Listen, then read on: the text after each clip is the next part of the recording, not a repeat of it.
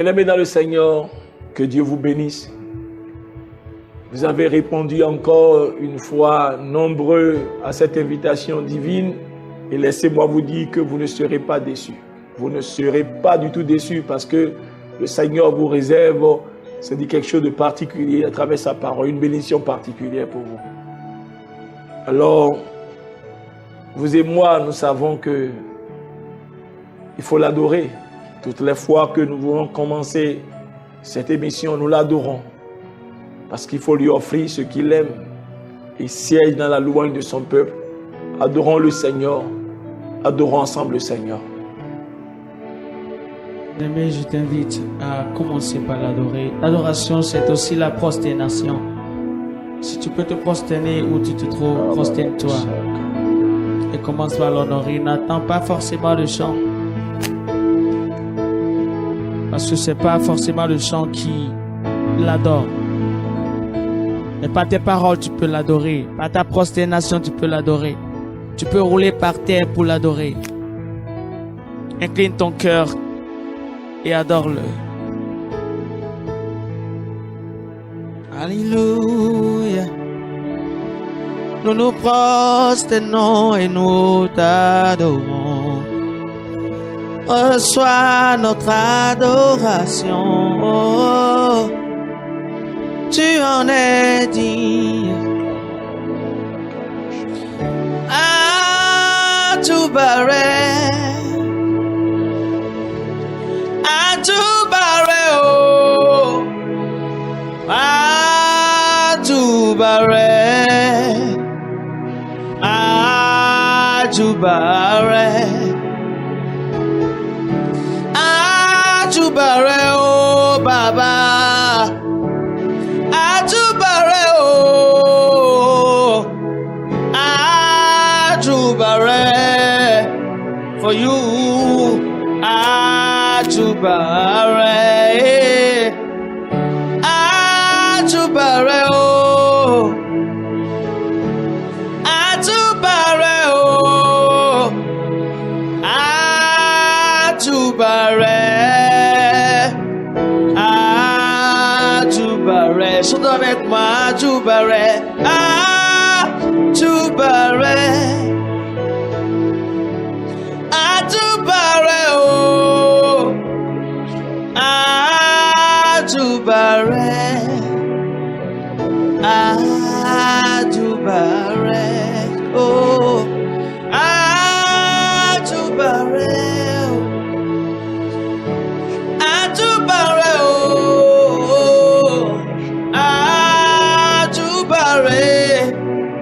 Oh, Aju barre. Je me prosterne devant toi. Je me prosterne, oh. Je me prosterne. Je me prosterne pour t'adorer. Je me prosterne. Je m'abandonne. Je me prosterne, oh Yahweh, je me prosterne, je me prosterne. Mon cœur s'incline devant toi pour t'adorer, oh. Je me prosterne entièrement, je me prosterne. Je m'abandonne à toi. Je me prosterne, oh. Je me prosterne. Je me prosterne. Je me prosterne devant toi, Yahweh, oh. Oh, je me prosterne, oh. Je me prosterne, je me prosterne. Yelita inoué, Yelita ilo, Lita in, donne nous cantoé, Yelita. Nyesa nyedewe bolita inuwe. Nyelita ilo. Nyelita ilo. Wemebonya manyinu de. Nyelita ilo. Nyelita ilo. Do jewe jagaye ilepo. Nyelita ilo. Bodo kwabo nuwe. Igbo wiwe kwabo. Kwabo, kabo. Igbo wiwe kabo. Kabo, kabo. Igbo wiwe kabo. Ablo nude achona blo. Kwabo, kwabo. Igbo wiwe wagazo egbo desinu de aso. Kwabo, kwabo. Igbo wiwe kwabo. Kwabo, kwabo. Igbo wiwe kwabo. Kwabo, kwabo. Do victoire sin maison meu. Kwabo, kwabo, kwabo. Do wendo yeto le meu. Kwabo, kwabo, kwabo. Do deviso le meu de kotaila. Kwabo, kwabo, kwabo. Oh, kwabo, wawa sotoe. Kwabo, kwabo. Emi mimo. Kwabo, kwabo, kabo. Emi mimo. Kabo, kabo, kabo. Emi mimo.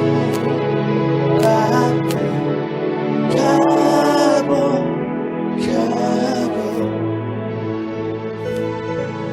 Oh, nous te disons bonne arrivée, Saint-Esprit. Nous te disons bonne arrivée au milieu de nous. Merci pour ta présence effective, ta présence tangible et palpable. Merci parce que tu nous conduis dans le repos à travers ta parole. Merci parce que quand tu es présent, tu mets en fuite l'ennemi et tout ennemi, Seigneur, qui nous environnait. Oui, tous ces ennemis ont pris la fuite parce que toi, tu es présent. Tu es présent. Merci pour ta présence glorieuse. Merci parce que tu es là pour nous consoler, pour nous fortifier, pour nous parler, pour nous instruire, pour nous corriger. Et nous te disons bonne arrivée, Saint-Esprit. Bonne arrivée.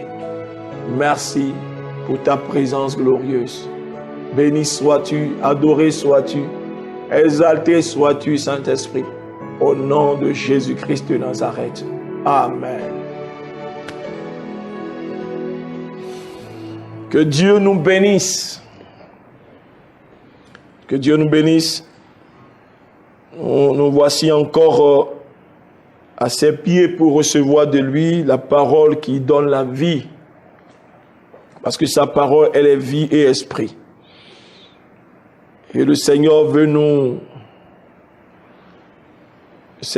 enseigner sur un thème particulier pour que nous soyons pour que tu sois toujours exaucé.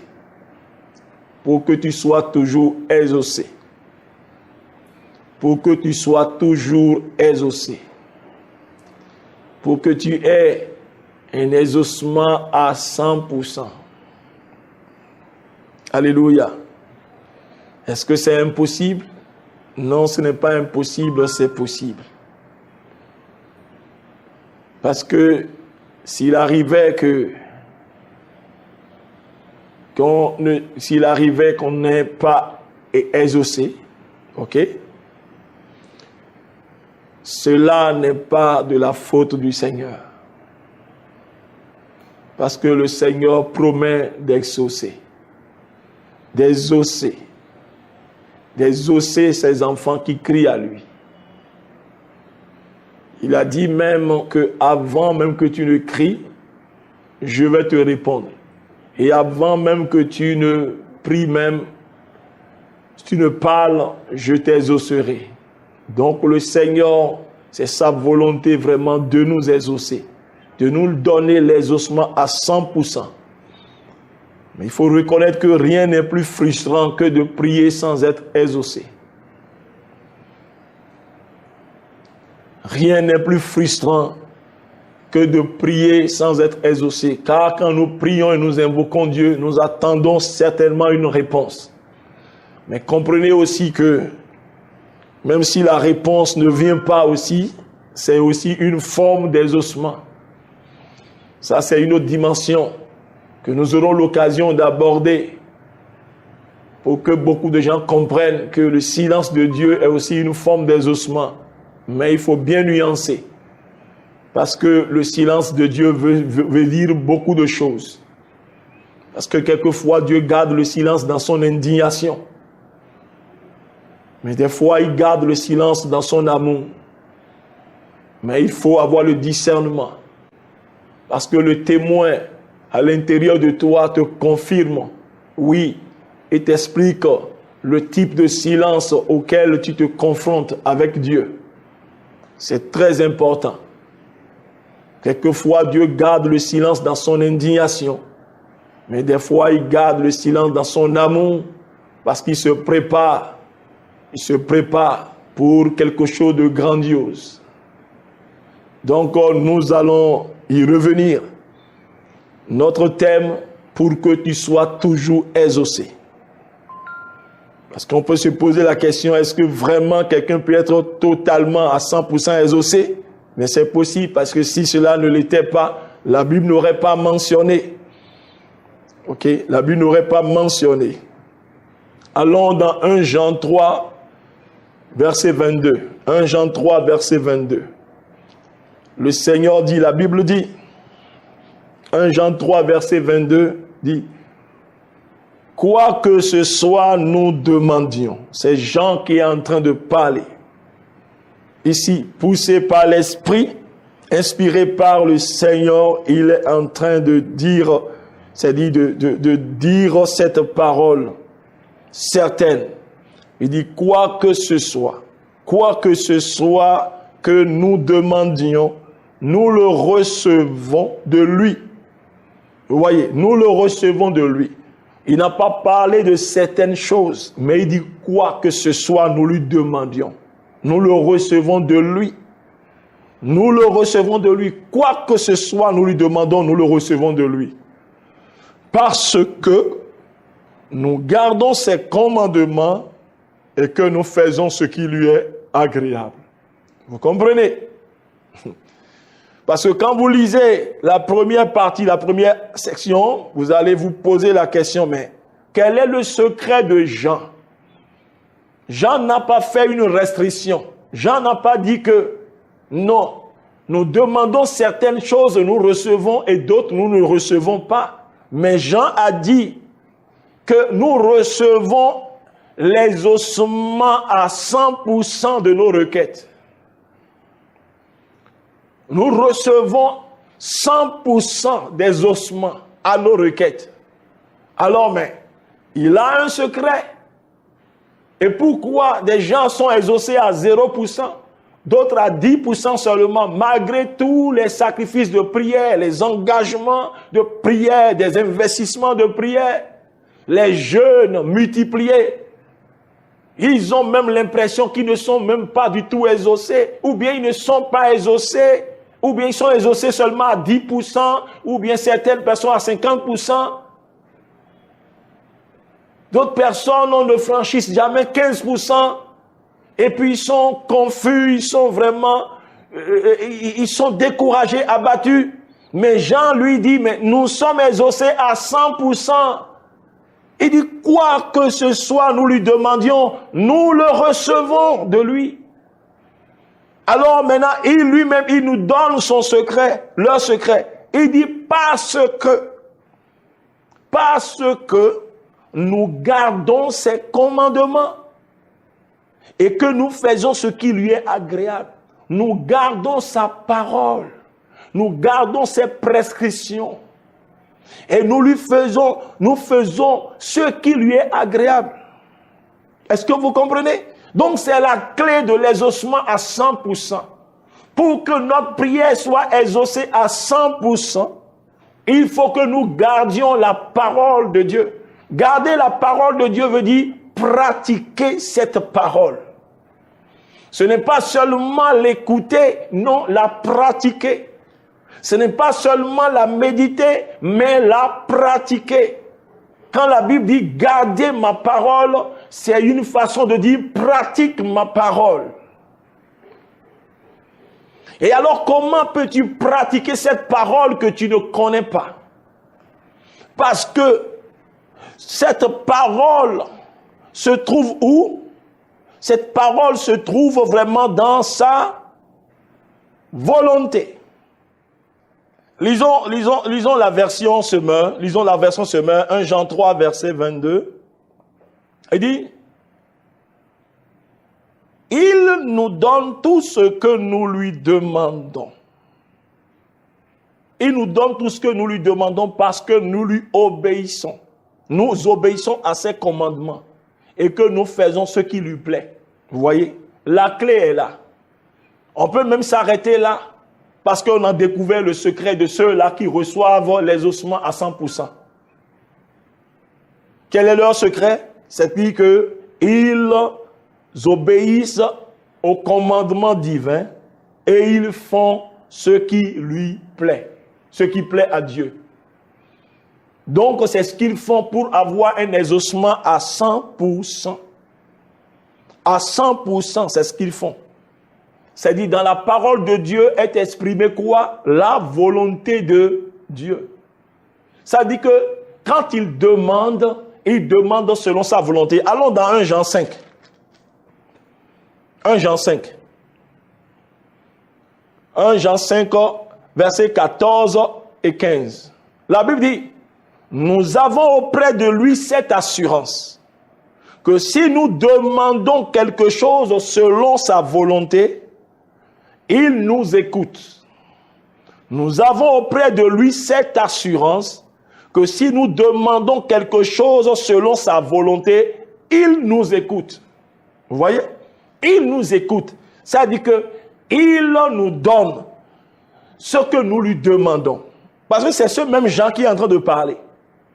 Pourquoi cette assurance? Qu'est-ce qui leur donne cette assurance? Parce que ils savent à l'avance que ce qu'ils veulent lui demander, c'est selon sa volonté.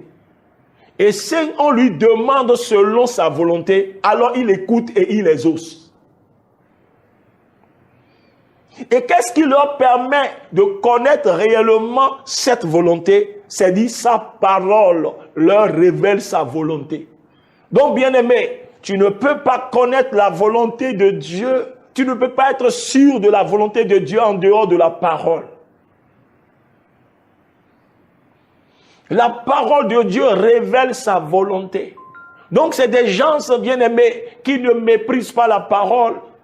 Ce n'est pas des gens, c'est-à-dire qui sont tout le temps éloignés de la parole. Parce que la plupart du temps, nous posons des problèmes, nous faisons des demandes à Dieu sans aucune idée vraiment. Parce que ce que vous présentez à Dieu comme requête, il y a toujours une référence à cela dans sa parole. Avec quoi vous voulez convaincre Dieu de ce que vous lui demandez? Vous ne pouvez pas convaincre Dieu de ce que, c'est-à-dire ce que vous lui demandez si vous ne l'amenez pas dans sa parole, si vous ne le conduisez pas dans sa volonté. Parce que Dieu ne nous exauce pas selon notre volonté. Dieu nous exauce selon sa volonté. Et le secret de ces gens, c'est que, c'est-à-dire, ils ne s'éloignent pas de sa parole.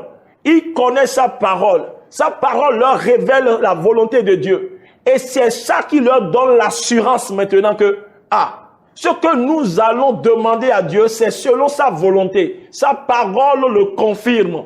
alors si nous lui demandons, nous sommes sûrs. Donc, c'est de là que vient vraiment cette assurance qu'ils avaient en eux. Il dit, Jean dit, nous avons auprès de lui cette assurance. L'assurance, quand on parle de la foi.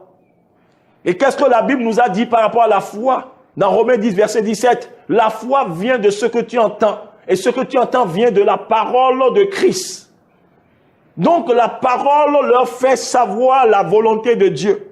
Et une fois que maintenant qu'ils connaissent maintenant la volonté de Dieu, ça leur donne l'assurance. Ça leur donne vraiment un accord avec Dieu. Oui, allons vers lui. Parce que ce que nous voulons lui demander, c'est lui-même qui a dit cela. Donc c'est ça qui procure, qui donne l'assurance aux demandeurs. La connaissance de la volonté de Dieu. Et c'est très important. Parce que pour la plupart, c'est dit, on demande sans connaître la volonté de Dieu. Il est très important, bien aimé, de connaître la volonté de Dieu. Très important de connaître la volonté de Dieu. Parce que c'est sur la base de sa volonté que tu peux demander et obtenir. Comme Jean l'a dit. Il dit, nous avons auprès de lui cette assurance que si nous demandons quelque chose selon sa volonté, il nous écoute.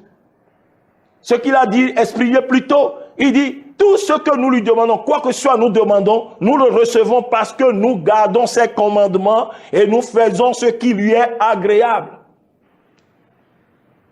Parce que la parole de Dieu te révèle ce que Dieu aime et ce que Dieu n'aime pas. Ce qui plaît à Dieu et ce qui ne lui plaît pas. Lorsque vous faites quelque chose, vous faites à quelqu'un ce qui lui plaît, vous avez l'approbation de la personne. Vous avez toutes les grâces de la personne.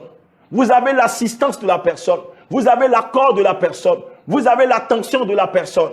La personne prend du plaisir à être avec vous. Prend du plaisir à satisfaire vos besoins. Parce que vous faites toujours ce qui lui est agréable. Vous avez appris à le connaître, à connaître cette personne. Et vous savez que telle chose lui déplaît. Alors vous ne lui faites pas cela, tout simplement. Mais vous lui faites ce qui lui est agréable. Alors comment cette personne ne va pas préférer votre compagnie? Vous voyez, c'est le secret. Nous gardons sa parole. Nous pratiquons cela. Et c'est sur la base de la connaissance de sa parole, connaissance de sa volonté que nous formulons nos requêtes, nos demandes. C'est pourquoi nous recevons toujours les ossements. C'est-à-dire que tous les actes que nous posons, tout ce que nous faisons, nous le faisons pour lui plaire. Parce que nous avons déjà connaissance de ce qu'il aime et ce qu'il n'aime pas. Donc, chaque fois que nous voulons poser un acte, ou bien nous voulons faire quelque chose, alors nous nous rassurons d'abord si c'est sa volonté ou pas. Si ce n'est pas sa volonté, nous ne le formulons pas cette requête. Nous le demandons. Mais lorsque nous découvrons que c'est sa volonté, alors nous demandons, alors nous sommes rassurés que nous recevrons coûte que coûte, certainement parce que le Seigneur ne peut jamais nous mentir. Il veille sur sa parole pour l'exécuter dans Jérémie 1, verset 12. Vous voyez un peu, c'est leur secret. Alors, au lieu de courir à demander, alors nous devons rechercher d'abord cette clé, sa parole, et dans sa parole connaître sa volonté, et chercher à faire ce qui lui plaît. Lorsque ces choses-là, bien aimés, sont dans notre vie, c'est-à-dire ces choses-là, nous les trouvons, et notre vie vraiment reflète vraiment ces choses, alors nous avons l'assurance d'obtenir ce que nous lui demandons. Relisons encore 1 Jean 5. Il dit, 1 Jean 5, verset 14 et 15 maintenant. Il dit, nous avons auprès de lui cette assurance que si nous demandons quelque chose selon sa volonté, il nous écoute. Verset 15. Et si nous savons qu'il nous écoute, quelque chose que nous demandions, nous savons que nous possédons la chose que nous lui avons demandée. Ça, c'est ça la foi. La connaissance de la volonté de Dieu, c'est-à-dire produit en nous la foi. Produit nous l'assurance que oui, c'est selon sa volonté que nous avons demandé. Alors le Seigneur le fera. Oui, parce qu'il nous a révélé sa volonté. Alors pourquoi ne le fera-t-il pas? Il le fera. Même si nous sommes en face des situations contraires, alors nous sommes toujours remplis de cette assurance. Parce que nous rappelons vraiment cette parole. Nous nous souvenons de ce qu'il a dit, ce qu'il nous a dit, Et alors, une conviction gagne notre cœur. Et nous savons que, alors, quoi qu'il arrive, quoi qu'il en soit, il va le faire. Parce qu'il a exprimé sa volonté. Il nous a révélé sa volonté à travers sa parole. Alors, pourquoi ne le fera-t-il pas? Il le fera certainement. Il en a les moyens. Parce que lorsque Moïse et le peuple de Dieu s'est retrouvé devant une mer, la mer rouge devant tout un peuple, sans pirogue, sans bateau, avec l'ennemi qui les poursuivait.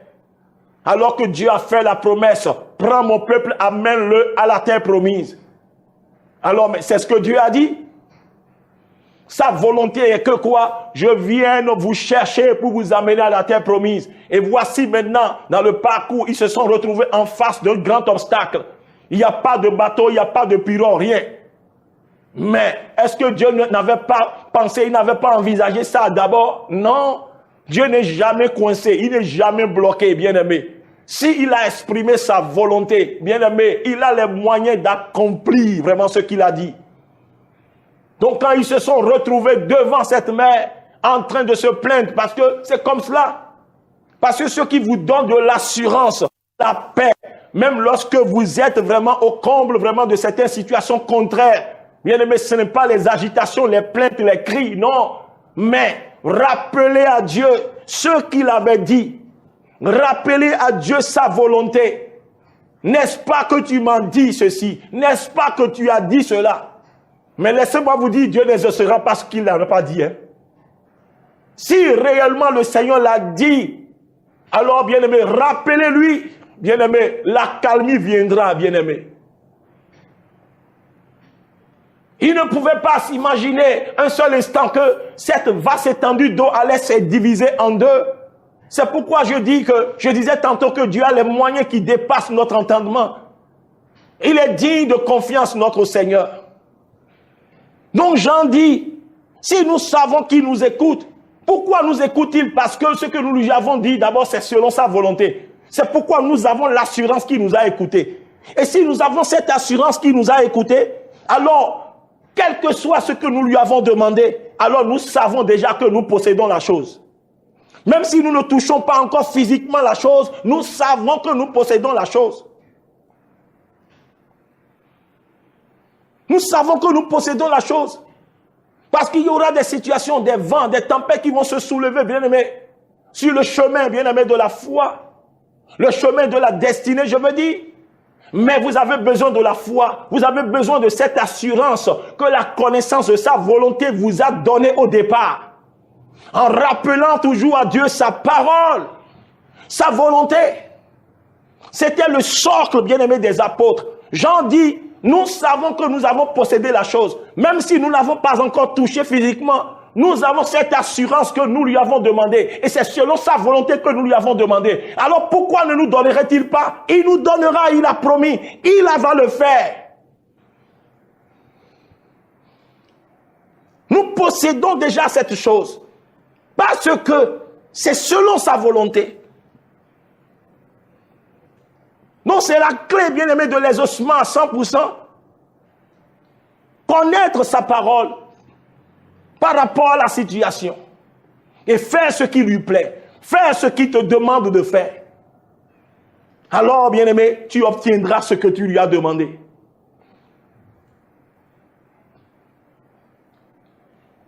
Souvenez-vous qu'il a dit, tout ce que vous demandez en priant selon sa volonté, croyez que vous l'avez reçu et vous le verrez s'accomplir.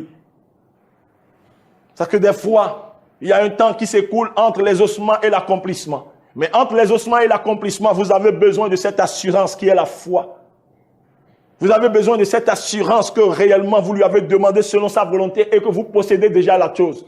Jusqu'à ce que la chose paraisse comme ça et que vous touchiez de façon tangible et palpable. Mais la clé est que quoi? C'est la connaissance de sa volonté. Et pour connaître sa volonté, vous ne pouvez pas écarter vraiment sa parole. Parce que Dieu a consigné sa volonté aussi dans la parole de Dieu. Même si Dieu vous parle en dehors de la parole, sa parole doit pouvoir confirmer. Parce que Dieu ne sort pas de sa parole. Gloire à Jésus. Donc, bien-aimés, Le secret, bien aimé, réside dans le fait de connaître la parole de Dieu. Parce qu'aujourd'hui, nous avons vraiment une génération de chrétiens, une génération d'enfants de Dieu, vraiment qui n'a pas le temps pour la parole de Dieu. Les gens sont toujours en quête de faya, mais pas de temps pour la parole de Dieu, pas de temps pour la méditation, pas de temps vraiment pour la communion avec Dieu, des temps de qualité, des temps de méditation de qualité. On est toujours dans les courses du matin jusqu'au soir. Il y en a même qui n'ouvrent pas leur Bible, qui n'ont pas le temps d'ouvrir leur Bible, même une seule fois par semaine. Ce n'est que le dimanche qu'ils enlèvent la poussière dessus cette Bible et puis ils vont à l'église. Ils sont devenus des religieux. Le christianisme n'est pas la religion. Le christianisme, c'est une relation. C'est une communion avec Christ. Alors que le secret réside dans la parole. Il dit, nous connaissons son commandement. Nous gardons sa parole. Nous pratiquons sa parole. Et nous faisons ce qui lui est agréable. Voulez-vous savoir ce qui est agréable à Dieu? Ça se trouve aussi dans sa parole. Ça se trouve dans sa parole. Qu'est-ce qui lui est agréable? Qu'est-ce que Dieu veut? Qu'est-ce qu'il ne veut pas? Vous ne connaissez pas quelqu'un et vous voulez marcher avec lui. Il a dit, est-ce que deux personnes peuvent marcher ensemble si elles ne s'accordent? Si vous voulez vous accorder avec Dieu, connaissez sa parole. Aspirez à cela. Soupirez après sa parole. Recherchez sa parole. Parce que dans sa parole se trouve sa volonté. Alléluia.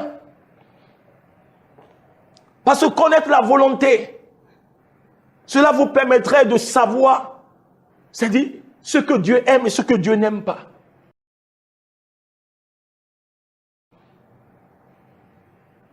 À partir du verset 9 à 11, l'apôtre Paul dit, c'est pour cela que nous aussi, depuis le jour où nous en avons été informés, nous ne cessons de prier Dieu pour vous. Nous ne cessons de prier Dieu pour vous. Paul est en train de prier, ayant reçu des nouvelles de cette église de Colosse. Il dit, nous ne cessons pas de prier Dieu pour vous. Et qu'est-ce qu'il demande dans sa prière? Il demande le fondamental. Il demande la clé qui donne accès à toutes choses. Il dit, nous demandons que vous soyez remplis de la connaissance de sa volonté. De la connaissance, soyez remplis de la connaissance de sa volonté. C'est le socle, bien-aimé. C'est le fondement d'une prière efficace, la connaissance de la volonté de Dieu. Et Paul prie pour qu'il soit rempli de la connaissance de cette volonté. Et comment? En toute sagesse et intelligence spirituelle. Dans une autre version, il dit, c'est-à-dire que vous soyez remplis de la connaissance de sa volonté par la sagesse et l'intelligence que le Saint-Esprit vous donne. Donc l'intelligence et la sagesse pour connaître la volonté de Dieu, c'est le Saint-Esprit qui donne ça. C'est-à-dire que le Saint-Esprit, quand vous méditez la parole, c'est lui qui vous fait rentrer vraiment dans la volonté profonde, dans le réma, dans la volonté profonde, circonstancielle, c'est-à-dire ponctuelle. C'est lui qui vous amène dans ça pour que vous compreniez ce que Dieu veut à cet instant, ce que Dieu veut que vous fassiez, ce que Dieu veut que vous compreniez à travers les Écritures. C'est le Saint-Esprit qui vous donne la sagesse, qui vous ouvre les yeux. Ce n'est pas de l'intellectualisme. Non, c'est le Saint-Esprit qui donne la sagesse et l'intelligence. Et il ouvre vos yeux et vous découvrez vraiment ce que Dieu veut à cet instant précis, dans ces circonstances précises. Tu vois, non? Et il dit, nous prions pour vous, pour que vous soyez remplis de la connaissance de la volonté de Dieu, la connaissance de la volonté de Dieu, par la sagesse et l'intelligence que le Saint-Esprit donne. Verset 10, il dit, pour marcher d'une manière digne du Seigneur et lui être entièrement agréable. Alors, comment vous ne pouvez pas marcher maintenant d'une façon digne du Seigneur lorsque vous connaissez déjà sa volonté? Donc, pour marcher de façon digne de lui et lui faire ce qui lui est agréable, cela dépend de la connaissance de sa volonté. Quand vous connaissez sa volonté maintenant, c'est vous agissez maintenant selon sa volonté. Et lorsque vous agissez selon sa volonté, vous lui plaisez. Alors le Seigneur accède à votre demande. Ça c'est clair. Donc c'est ça, bien-aimé. Et lorsque vous faites ça, il dit quoi? Vous portez des fruits en toutes sortes de bonnes œuvres et vous croissez dans la connaissance de Dieu. Parce que plus vous connaissez sa volonté, plus vous croissez dans la connaissance de Dieu. Il y a des gens qui sont maintenant stagnants, ils ne connaissent pas Dieu. Vous ne pouvez pas servir Dieu si vous ne le connaissez pas. Vous ne pouvez pas être agréable à Dieu si vous ne le connaissez pas. Si vous ne savez pas ce qui lui plaît, ce qui ne lui plaît pas, alors vous ne pouvez pas servir Dieu. C'est comme ça que beaucoup de gens aujourd'hui sont en train de servir Dieu sans Dieu. C'est pourquoi Salomon, il est venu au pouvoir, son père lui conseillait, lui dit, mon fils, connais ton Dieu, le Dieu de ton père, et sers-le. Il faut le connaître d'abord avant de le servir. Connaître Dieu, c'est connaître sa volonté, c'est connaître ce qui lui est agréable et lui faire. C'est ça, bien-aimé. Donc Paul dit, nous prions que vous soyez remplis de la connaissance de la volonté de Dieu, afin de marcher de manière digne de lui et de lui faire ce qui lui est agréable, à travers des œuvres qui plaisent au Seigneur. Alors vous portez des fruits en toutes sortes de bonnes œuvres, et vous allez croître dans la connaissance de Dieu, et vous serez fortifiés à tous égards par sa puissance glorieuse, en sorte que vous soyez toujours et avec joie persévérants et patients. Parce que lorsque vous connaissez la volonté de Dieu, et que même des temps de calamité arrivent, des temps d'opposition, d'adversité arrivent, vous êtes fortifiés par cette volonté dont vous êtes remplis, parce que vous savez que Dieu ne vous ment pas. Il est Dieu, le même dans le temps de calme, dans le temps, dans les beaux temps, et le même dans les mauvais temps. Il ne change pas. Et c'est ça qui vous rend imperturbable. Parce que vous savez qu'il a les moyens d'accomplir sa parole. Vous êtes tranquille. Vous êtes au repos en vous. Vous avez la paix intérieure parce que vous connaissez sa volonté. Oui, sur le sujet. Et que les gens s'aient crient, que les gens gémissent ici, se soulèvent ou bien se jettent par terre. Vous êtes imperturbable parce que vous connaissez sa volonté et vous savez que Dieu va le faire. Lorsque Paul était transporté sur ce bateau qui l'amenait à Rome, et puis une tempête s'est soulevée, Euraculon, et que le bateau s'est dit, a voulu faire naufrage. Quand Dieu lui a apparu, lui a donné sa volonté par un ange, alors Paul s'est rassuré. Il peut parler avec assurance à ceux qui étaient sur le bateau. Ça fait des jours que vous n'avez pas mangé. Mangez maintenant parce que l'ange du Dieu dont je suis le serviteur m'est apparu. Il dit, nous parviendrons tous à Rome. Pendant que tout le bateau était brisé, parce qu'il a reçu la volonté de Dieu, il a reçu la parole de Dieu. C'est pourquoi il est rassuré. Il a mangé, il a pris du pain, il a rompu, il a rendu grâce. Il a mangé et il les a exhortés à manger. Il ne voit plus l'environnement, il ne voit plus un bateau complètement cassé, mais il était concentré sur ce que Dieu lui a dit. C'est sa volonté. Quoi qu'il en soit, quoi qu'il arrive, nous parviendrons tous sains et saufs à Rome. C'est pourquoi il est très important de connaître la volonté, de prendre du temps pour connaître sa volonté. Mais vous ne pouvez pas connaître sa volonté si vous négligez sa parole, si vous n'avez pas le temps pour sa parole. Revenez à la parole de Dieu. Revenez à votre Bible. Vous n'avez plus le temps pour les enseignements bibliques. Avant, vous en aviez. Mais maintenant que Dieu vous a élevé un peu là, vous n'avez plus le temps. Alors comment pouvez-vous croître dans le Seigneur? Comment pouvez-vous croître sans la nourriture spirituelle? C'est ça qui vous révèle vraiment sa volonté. Et qui vous donne maintenant de savoir ce qui plaît à Dieu et ce qui le déplaît. Et c'est comme ça que vous êtes exaucés. Gloire à Jésus, vous êtes exaucés. Vous voyez, c'est la prière de Paul. Aujourd'hui, on prie n'importe comment, on prie toutes sortes de prières aujourd'hui. Qui sont ceux-là qui prient aujourd'hui comme ça, avec insistance. Prient en jeûnant, Seigneur, je t'en prie, Seigneur, ouvre mes yeux. Seigneur, donne-moi la joie quand même dans la méditation de ta parole. Fais-moi connaître ta volonté. C'est lorsqu'on a des problèmes qu'on se souvient qu'il y a un Dieu. C'est lorsqu'on a des problèmes qu'on se souvient qu'il y a une Bible qu'il faut fouiller, qu'il faut méditer. Non, la méditation quotidienne, la communion quotidienne avec Dieu, c'est-à-dire vous êtes remplis. Lorsque même les problèmes arrivent là, c'est le Saint-Esprit qui vous rappelle même ce que vous aviez déjà médité et gardé. Donc il est possible d'être exaucé à 100%, bien-aimé. Il est possible d'être exaucé à 100%. Voyons même ce que Jésus lui-même il a dit. Jésus a dit dans Jean 11, 42. Jean 11, 42. C'est dit à l'occasion du quoi? De la mort de Lazare, son ami Lazare.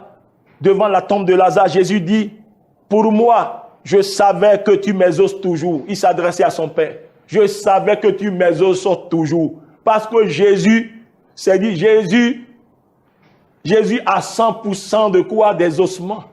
Il dit, je savais que tu m'exauces toujours. Mais j'ai parlé à cause de la foule qui m'entoure, afin qu'ils croient et qu'ils croient que c'est toi qui m'as envoyé.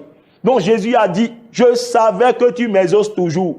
Dans Jean 11, 42. Et si nous allons dans Jean 8, verset 29, qu'est-ce que la Bible dit? Il dit, celui qui m'a envoyé, Jean 8, verset 29, il dit, celui qui m'a envoyé est avec moi. Et il ne m'a pas laissé seul, parce que je fais toujours ce qui lui est agréable. Parce que je fais toujours ce qui lui est agréable. Parce que je fais toujours ce qui lui est agréable. Est-ce que vous comprenez? Je fais toujours ce qui lui est agréable. Je fais toujours ce qui lui est agréable. Vous voyez, non? Alors que la Bible dit, ce que nous avons lu, que quand vous faites ce qui lui est agréable, vous êtes exaucé. Vous recevez à 100%. À 100%. C'est-à-dire le retour de vos prières. C'est ce qu'il a dit. Il dit, le Père m'exauce toujours. Et dans Jean 8, il dit, je fais toujours ce qui lui est agréable. C'est pourquoi il est toujours avec moi. Est-ce que vous faites ce qui lui est agréable? Est-ce que ce que vous êtes en train de faire maintenant là, et vous dites que vous le faites pour Dieu, est-ce que vraiment vous avez cherché, vous avez sondé réellement pour savoir si vous êtes en train de lui faire ce qui lui est agréable? Ou bien vous faites quelque chose parce que vous vous aimez? Parce que vous vous aimez seulement, alors vous le faites. Est-ce que vous avez cherché à savoir si ce que vous faites là, est-ce que vraiment Dieu agrée cela? Est-ce que cela lui est agréable? Est-ce que vous cherchez ça? Et vous espérez avoir le retour de Dieu. Et puis Dieu ne dit rien. Mais c'est vous qui avez peut-être pensé que c'est agréable. Mais lui peut-être ne pense pas que c'est agréable. Souvenez-vous de comment on l'appelle? De David, le roi David. Le roi David a voulu honorer Dieu en ramenant l'arche vraiment dans la cité, dans sa cité, à Jérusalem. Mais il s'est donné, il s'est fait vraiment un char neuf, un char sur lequel personne n'est monté pour honorer, pour transporter l'arche de la représentation de Dieu. Est-ce que vous comprenez? Mais c'est en chemin, bien aimé, que oui, l'arche, c'est-à-dire que les bœufs ou bien je sais pas. C'est-à-dire l'arche voulait tomber d'une manière ou d'une autre. À cause peut-être des bœufs, des taureaux qui transportaient l'arche. Et puis Uza a attrapé comme pour redresser. Et puis il a été frappé. Il est mort sur le champ. Mais David était confus, tellement confus. Il dit, mais comment Dieu pouvait-il faire ça? Avec tous les honneurs que nous voulons donner à Dieu. Avec les chants, les louanges et tout. Ils veulent honorer Dieu pour transporter l'arche. Mais Dieu a frappé encore quelqu'un de mort. Mais bien aimé, il a été confus, il a envoyé l'arche. Il dit que l'arche ne rentrera plus dans sa cité. L'arche, ils l'ont renvoyé. Et puis ils ont mis l'arche dans la maison d'Abinadab. Et Dieu a commencé par bénir la maison d'Abinadab qui prenait soin de l'arche. Quand David a appris cela, alors il s'est dépêché pour aller reprendre l'arche pour renvoyer ça dans sa cité. Et cette fois, ce n'est plus sur un char. Parce qu'il a connaissance dans sa parole, dans la loi, que l'arche devait être transportée par les sacrificateurs. C'est ça la volonté de Dieu. Et cette fois, bien-aimé, il a obéi à la volonté de Dieu. Et l'arche est rentrée, bien-aimé, tranquille, bien-aimé, dans la cité. Et avec toutes les bénédictions. Bien-aimé, il faut connaître la volonté de Dieu. Ce que vous êtes en train de faire, est-ce que c'est Dieu qui vous l'a demandé? Peut-être que ça plaît aux hommes, ça vous plaît à vous-même. Est-ce que vous avez cherché à savoir si cela plaît à Dieu? Est-ce que vous êtes au bon endroit? Est-ce que vous êtes en train de faire ce que Dieu veut? Jean a dit, tout ce que nous lui demandons, nous recevons, parce que nous gardons sa parole et nous faisons ce qui lui est agréable. As-tu gardé sa parole? Connais-tu sa parole par rapport à la situation? Connais-tu sa volonté par rapport à cela? Demandes-tu selon sa volonté? Jésus dit, il m'exauce toujours, parce que je fais toujours ce qui lui est agréable. C'est ça notre défi, la connaissance de sa volonté. C'est ça notre défi. La connaissance de sa volonté. Et si nous lisons Josué 1.8 que nous citons très souvent, Josué 1.8, que ce livre de la loi ne s'éloigne point de ta bouche, médite-le jour et nuit, afin de marcher fidèlement selon tout ce qui est écrit. C'est alors que tu auras du succès et tu auras de la réussite. Tu cherches le succès, tu cherches la réussite, tu demandes à Dieu et tu veux les avoir. Mais c'est dans sa parole. Connais sa volonté, pratique sa volonté. Il dit que tu auras le succès, tu auras la réussite. C'est ce qu'il a dit. C'est ce qu'il a dit. Et dans le psaume 1, qu'est-ce qu'il a dit? Dans psaume 1, il dit, heureux l'homme qui ne marche pas selon les conseils des méchants, qui ne s'arrête pas sur la voie des pécheurs, et qui ne s'assied pas en compagnie des moqueurs, mais qui trouve son plaisir dans la loi de l'Éternel. Son plaisir, c'est dans la parole de Dieu. Dans la parole de Dieu, c'est son plaisir qui est là. Aujourd'hui, c'est dit, on s'ennuie dans la parole de Dieu. On ne s'ennuie pas à la télévision en suivant les feuilletons.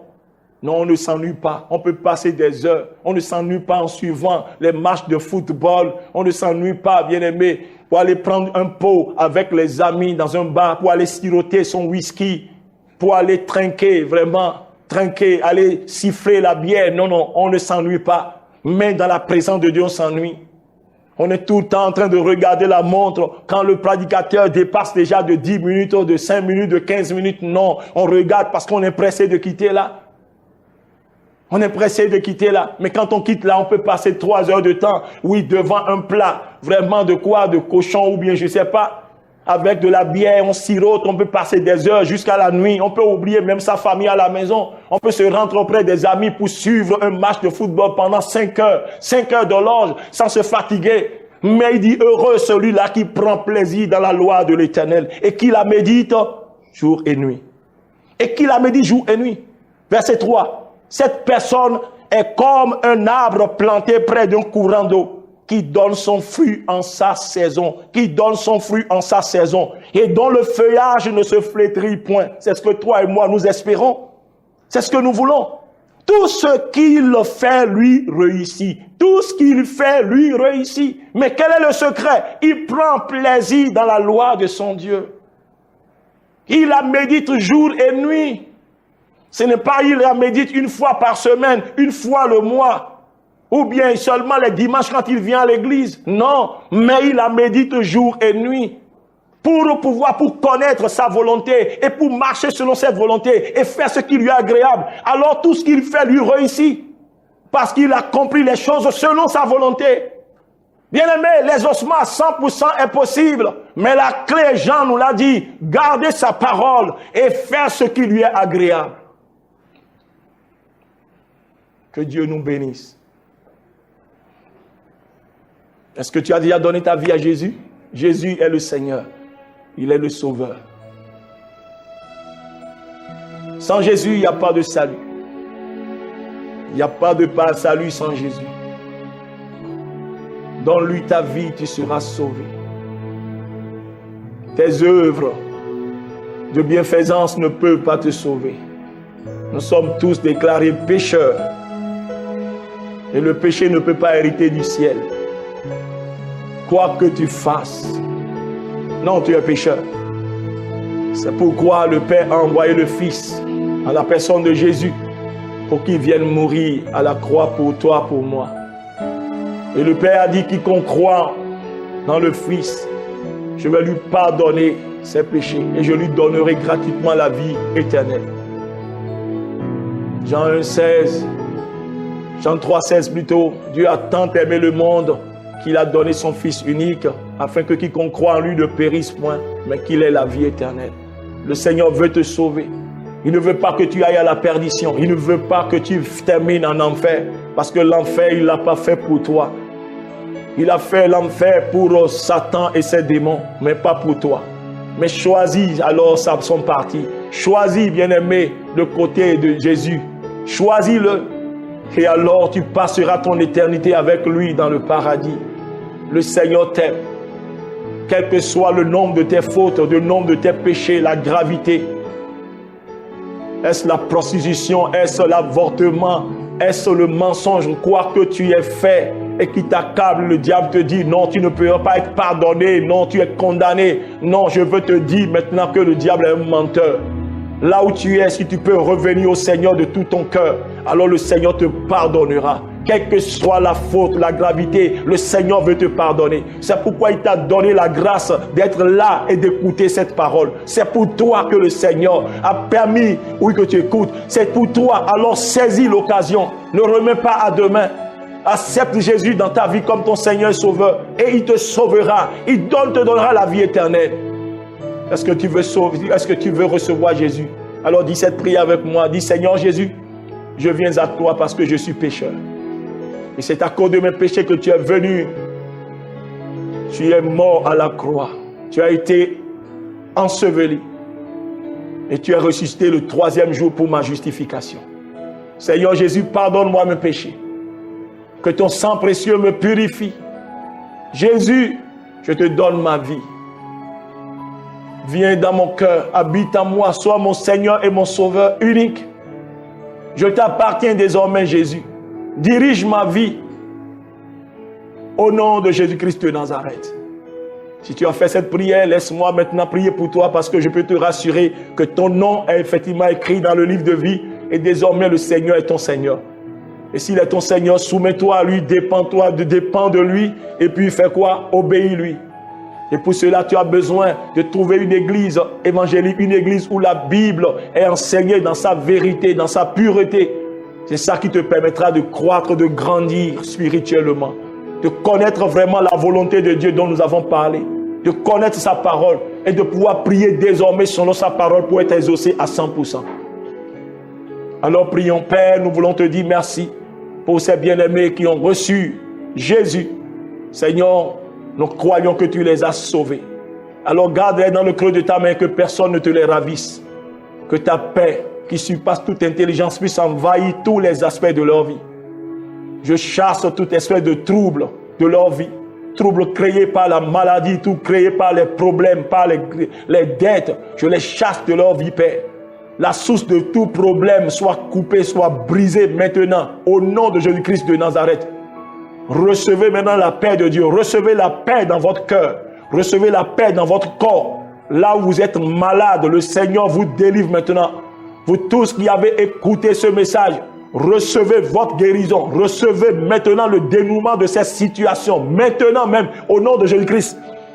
Je prie maintenant pour vous que la joie de la parole, la joie de la méditation de Dieu, vraiment vous saisisse maintenant. Que le Seigneur ouvre vos yeux. Recevez l'intelligence et la sagesse que donne le Saint-Esprit pour comprendre les Écritures, pour saisir, appréhender la volonté de Dieu, afin que votre prière puisse recevoir les ossements à 100%. Je prie pour vous au nom de Jésus-Christ de Nazareth. Soyez guéris, soyez libérés. Maintenant, recevez la délivrance, recevez la guérison au nom de Jésus-Christ de Nazareth.